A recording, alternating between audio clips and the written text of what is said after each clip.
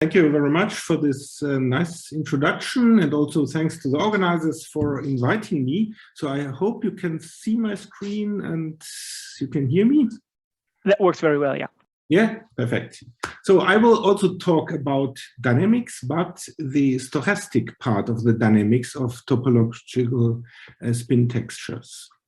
So I will give a very brief introduction to Skirmiones spin structures because that was nicely covered by the previous speaker. And then I will talk about this thermal aspect, the diffusion of Skirmiones, and then I will try to understand the diffusive motion in terms of a quasi-particle behavior.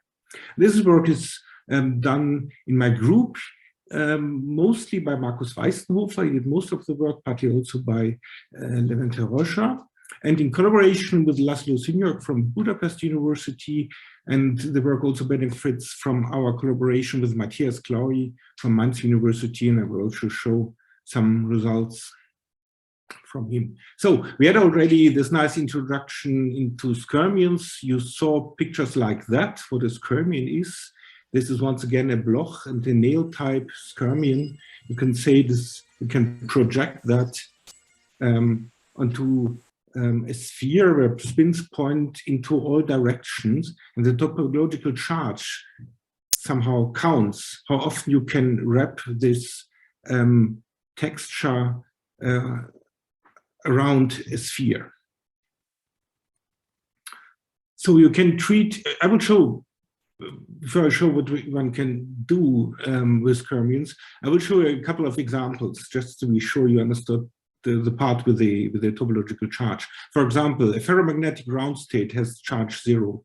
Even this state here has charge 0. It doesn't cover all colors. You could say all spin directions. You could take the central spin, the yellow one, and turn it back to the blue direction around this red direction, you could say. So that is not topologically protected. And then I have some examples of Q equal 1 Skirmiones, Bloch, nail type. This is the anti-Skirmion, Q equal -1. That was also explained by the previous speaker. But then there are also higher order Skirmions, you could say, or Skirmionic structures with the Q equal 2, for example. If you roughly look at it, it's not easy to understand, but each color will appear twice.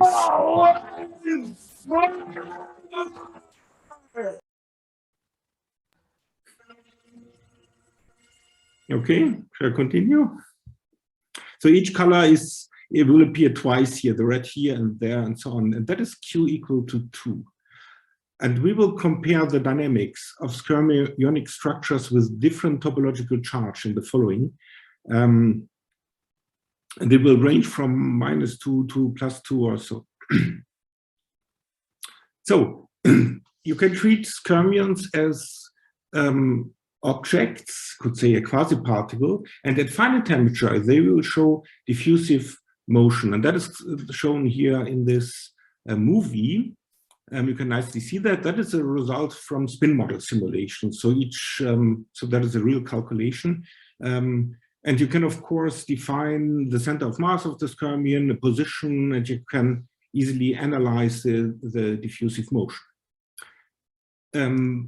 You could say that is bad for storage devices or so, but on the other hand, you could use diffusive motion for other devices. And one interesting was demonstrated in Matthias Clauy's group. And that is shown here in the movie. Maybe it's not easily to see, but what you see here mostly is a track, a chamber, and again a track. Okay, and because of the interaction with the spin polarized current, these Skirmiones, the black dots, move from the left to the right. That's what you see mostly. I repeat the movie. You see they enter the chamber, but then they have some diffusive motion, and they will then eventually later on leave the chamber. And that means we have something like an input and an output. That can be used for probabilistic computing. And the point is, because they have this diffusive motion in the chamber, the two signals, the two streams, bit streams, you could say, from the input and from the output, they can be shown to be uncorrelated. And that is important for probabilistic computing. I have this small slide here. I don't have the time to go into detail, but probabilistic computing it's kind of performing calculations with random or stochastic bit streams. For example, if you have an AND gate for two stochastic streams, ones and zeros here, two of them, I call them A and B, they perform an AND. That is something like the multiplication of the probabilities to find a one in the two streams. But that is only true if they are not correlated. And that is why you need a reshuffler device to get two random bit streams uncorrelated, and that is what I showed before. That is published here in this work.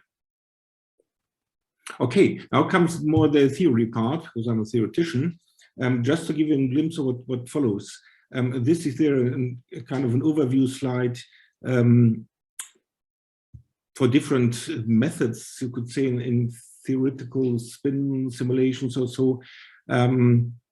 Here on the x-axis are the degrees of freedom, small detailed degrees of freedom to the left, electrons, and large one to the right. And on the y-axis, what you can do with that in terms of static calculations, dynamic calculations, or even thermodynamic calculations. And since diffusion needs temperature, we will go for this here, spin model simulations, with the help of the Landau-Lifshitz equation. But I will also show the connection to a quasi-particle equation. That's the equation of motion you have seen in the previous talk, the Thiele equation, and also the connection to first principle calculations. Okay, so a spin model looks like this here.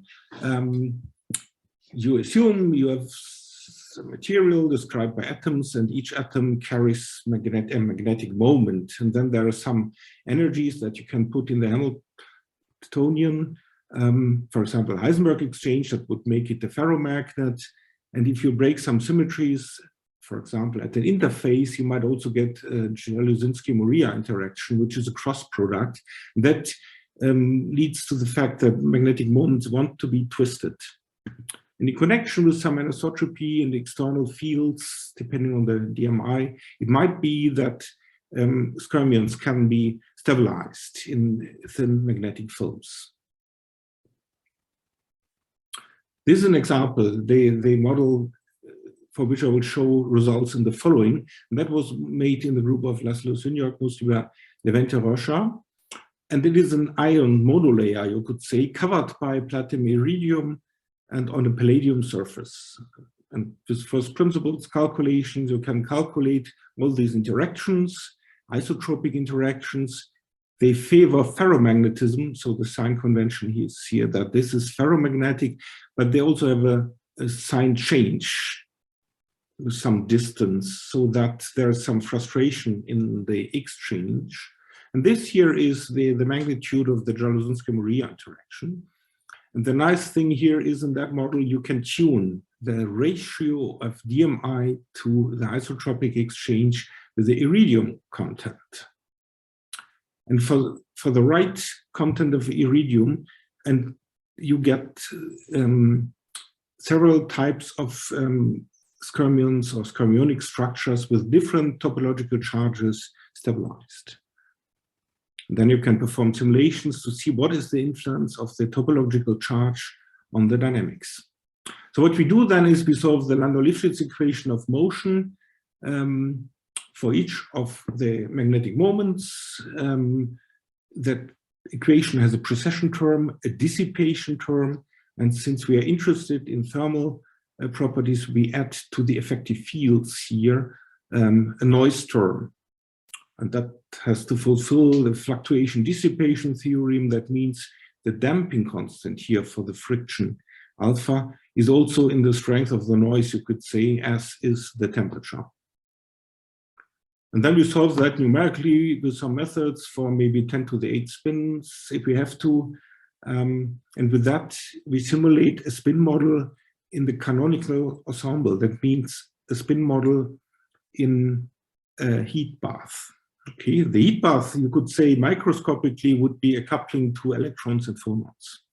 With that, we can calculate thermal equilibrium properties. Here is an example, this chromium cobalt. That is a ferromagnetic material with a compensation temperature and a reorientation transition. That all comes out from our simulations. Okay, now thermal diffusion of Skirmiones. I showed already the movie. So in our model, the Skirmiones will move randomly. That means in our simulations, we can calculate the mean square displacement. That means the deviation from the starting point and analyze that. You see that here in time for different temperatures, you will find that the mean square displacement is proportional to a diffusion coefficient D, and this coefficient is proportional to the temperature. That is like normal, you could say, like normal Brownian motion of particles. The interesting point is, if you do that with Skirmionic structures with different topological charge, you can get quite different results, especially between Q equals 0, it's a green curve, and the others.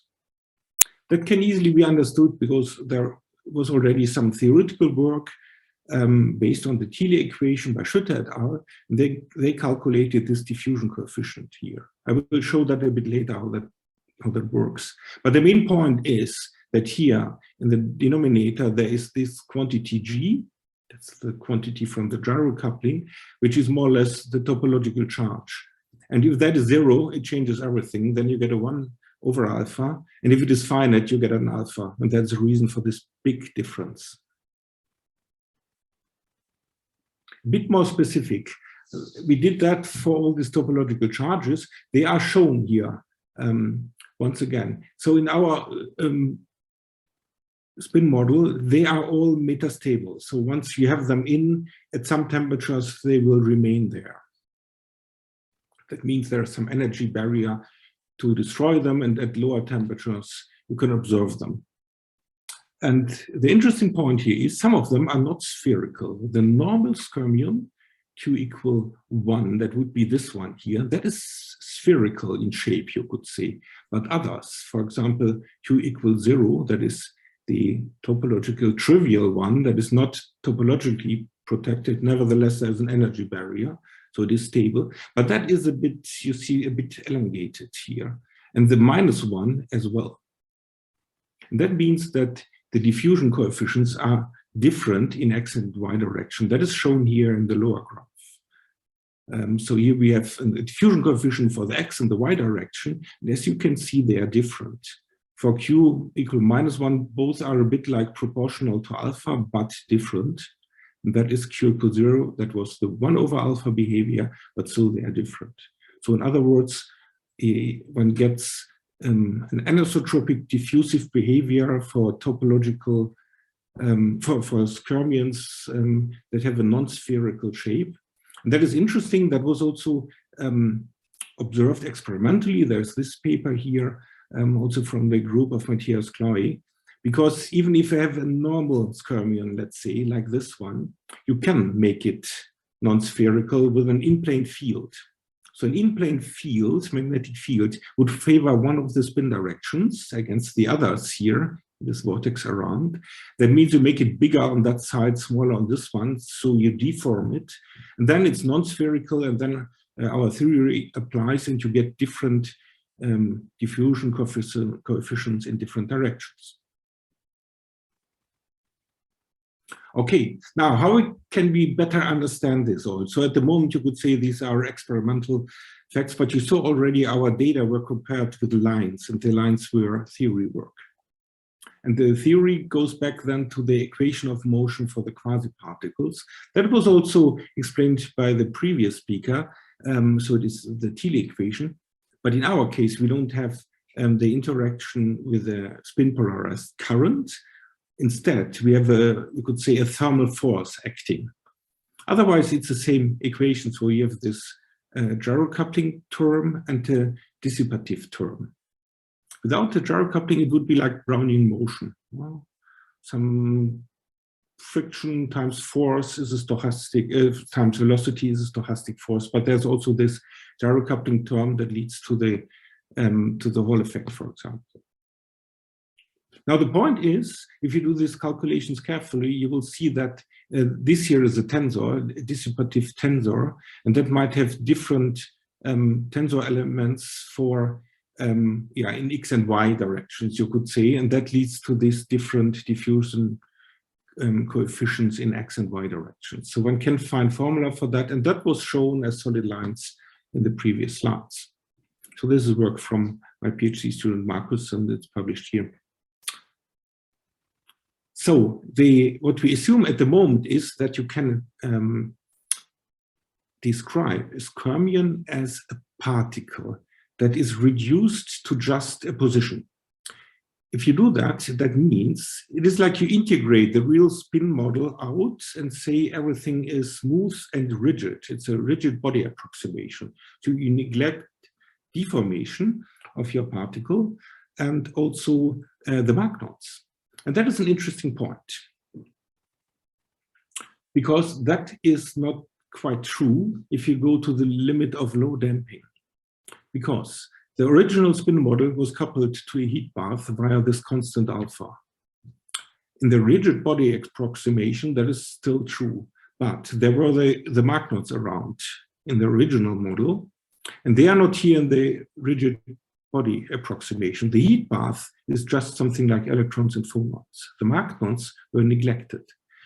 If you now go to the limit of low damping, then you need the Mach-knots as well, because the electrons and phonons are more and more in this limit decoupled. And that you can see indeed in simulations. So that is shown here. If you go to this low damping limit, for example, then you will see deviations from our data to the simple theory. And this deviation is due to the interaction of the skirmiones with the Mach-knots. That can be taken into account in the Thiele equation if you assume that in addition to the normal friction or damping term, this one here, you also have another one that scales with the temperature, because the number of Mach-knots will scale with the temperature somehow. And so you get a new equation for the diffusion coefficient with an extra term that is relevant for low damping, and that describes once again our data points.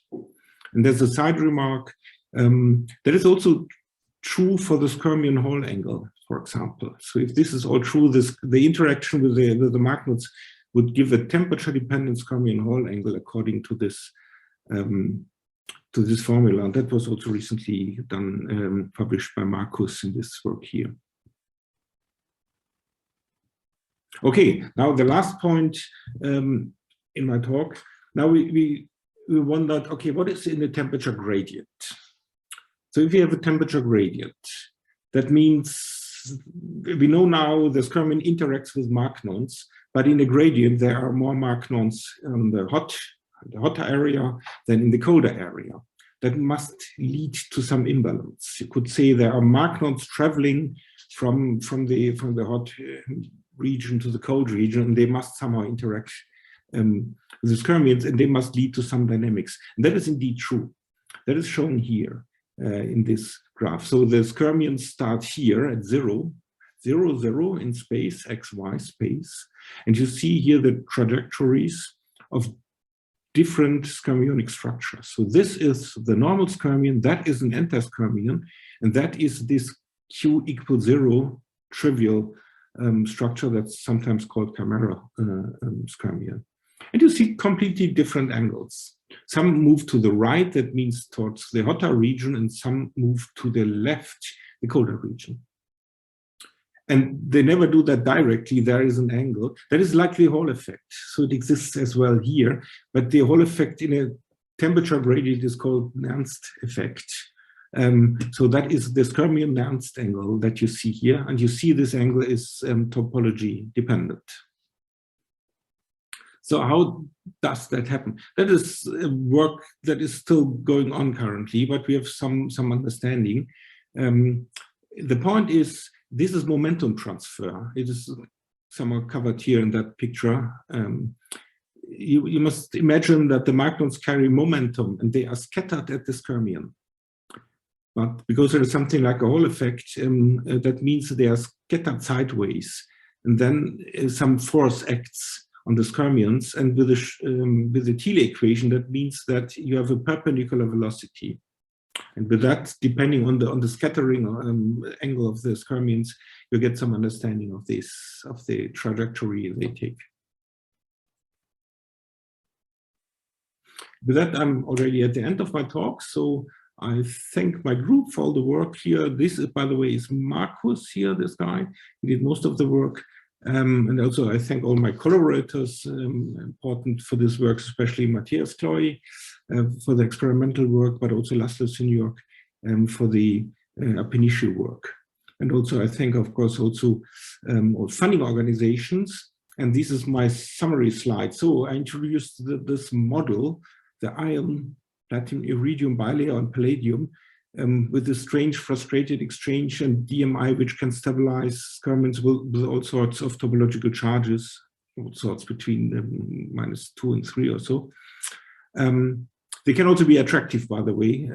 Normally Skirmiones are repulsive, but because of this frustrated exchange, they can also be attractive.